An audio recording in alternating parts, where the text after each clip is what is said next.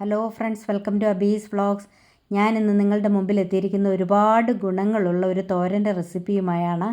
ചീരയും പരിപ്പും വെച്ചുള്ള ഒരു തോരനാണ് ഞാനിവിടെ ഉണ്ടാക്കാൻ പോകുന്നത്. ചീരയെ അതിൻ്റെ ഹെൽത്ത് ബെനിഫിറ്റ് കാരണം സൂപ്പർ ഫുഡെന്നാണ് വിശേഷിപ്പിക്കുന്നത്.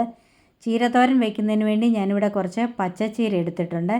ഇനി ഇതൊന്ന് അരിഞ്ഞെടുത്തുകൊണ്ട് വരാം. ചീരയെല്ലാം ഞാനിവിടെ അരിഞ്ഞെടുത്തു. ഇതിൻ്റെ തണ്ടുവശം ഒന്ന് സെപ്പറേറ്റ് ആയിട്ടാണ് അരിഞ്ഞെടുത്തിരിക്കുന്നത്. ബാക്കി ഇല വേറെയുമായിട്ട് അരിഞ്ഞിട്ടുണ്ട്. ഇനി നമുക്കിതൊന്ന് തോരൻ വെച്ചെടുക്കാം. ചീരത്തോരൻ വയ്ക്കുന്നതിന് വേണ്ടി ഞാനിവിടെ ഒരു പാൻ അടുപ്പേ വെച്ചു. അതിലേക്ക് വെളിച്ചെണ്ണ ഒഴിച്ചു കൊടുക്കാം. വെളിച്ചെണ്ണ ചൂടായി അതിലേക്ക് ഒരു 1/4 ടീസ്പൂൺ കടുക് ഇട്ട് കൊടുക്കാം. കടുക് ഇവിടെ പൊട്ടിയിട്ടുണ്ട്. ഇനി അതിലേക്ക് ഞാനിവിടെ ഒരു 4 അല്ലി വെളുത്തുള്ളി ചതച്ചെടുത്തിട്ടുണ്ട്. അതുകൂടി ചേർത്ത് കൊടുക്കാം. അത് ചേർത്ത് കൊടുത്ത് ഒന്ന് വഴറ്റിയെടുക്കാം. ഇനി അതിലേക്ക് ഞാനിവിടെ ഒരു സബോള കൊച്ചായിട്ട് അരിഞ്ഞെടുത്തിട്ടുണ്ട്. അതുകൂടി ചേർത്ത് കൊടുക്കാം. അതുപോലെ 2 പച്ചമുളക് അരിഞ്ഞെടുത്തിട്ടുണ്ട്. അതുകൂടി അതിലേക്ക് ചേർത്ത് കൊടുക്കാം. ഇതെല്ലാം കൂടെ ചേർത്ത് നല്ലതുപോലെ ഒന്ന് ഇളക്കി വഴറ്റിയെടുക്കാം. ഇനി ഈ കൂട്ടത്തിൽ അരിഞ്ഞു വെച്ചിരിക്കുന്ന ആ ചീരയുടെ തണ്ട് കൂടി ചേർത്ത് കൊടുക്കാം. ഞാൻ പറഞ്ഞല്ലോ ചീരയുടെ തണ്ട് സെപ്പറേറ്റ് ആയിട്ട് അരിഞ്ഞിരിക്കുന്നതെന്ന്. അതോടെ ചേർത്ത് ഈ സബോളയുടെ കൂടെ ഒന്ന് വഴറ്റിയെടുക്കാം. ഇതിലേക്ക് 2 തണ്ട് കരിയാപ്പില കൂടി ചേർത്ത് കൊടുക്കാം. എന്നിട്ട് എല്ലാം കൂടെ ചേർത്ത് നന്നായിട്ടൊന്ന് ഇളക്കി വഴറ്റിയെടുക്കാം. ചീരയുടെ തണ്ടും സബോളയെല്ലാം നന്നായിട്ട് ഇവിടെ വഴന്നിട്ടുണ്ട്. ഇനി അതിലേക്ക് അരിഞ്ഞു വെച്ചിരിക്കുന്ന ചീര കൂടി ചേർത്ത് നല്ലതുപോലെ ഒന്ന് വഴറ്റിയെടുക്കാം. ചീര അഥവാ സ്പിനാച്ച് എന്ന് പറയുന്നത് ഒരു ലീഫി വെജിറ്റബിളാണ്. ഇത് നമ്മുടെ ഡയറ്റിൽ ഉൾപ്പെടുത്തുകയാണെങ്കിൽ നമ്മുടെ ശരീരത്തിന് ആവശ്യമായ എല്ലാ മിനറൽസും വൈറ്റമിൻസും ഇതിൽ നിന്ന് ലഭിക്കും. വൈറ്റമിൻ എയും അയണും ധാരാളം അടങ്ങിയിരിക്കുന്നതുകൊണ്ട് കണ്ണുകളുടെ ആരോഗ്യത്തിനും അനീമിയയ്ക്കുമൊക്കെ ഇത് വളരെ നല്ലതാണ്. നമ്മുടെ ചീര ഇവിടെ വഴന്നിട്ടുണ്ട്.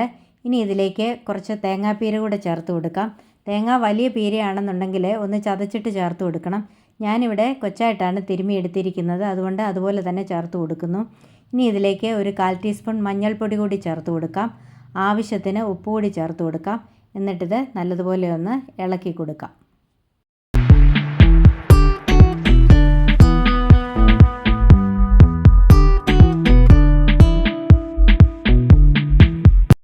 ഈ തോരൻ അടച്ചു വെക്കേണ്ട കാര്യമില്ല. സ്പിനാച്ച് ലീഫി വെജിറ്റബിളാണ്, അതിന് വലിയ വേവില്ല. തന്നെയുമല്ല നമ്മൾ സബോള ആയാലും ചീരയായാലും എല്ലാം വഴറ്റിയാണ് ഉണ്ടാക്കുന്നത്. ഇനി ഞാനിവിടെ കുറച്ച് പരിപ്പ് ഉപ്പും മഞ്ഞളും ചേർത്ത് വേവിച്ചെടുത്തിട്ടുണ്ട്. അതുകൂടി അതിലേക്ക് ചേർത്ത് കൊടുക്കാം.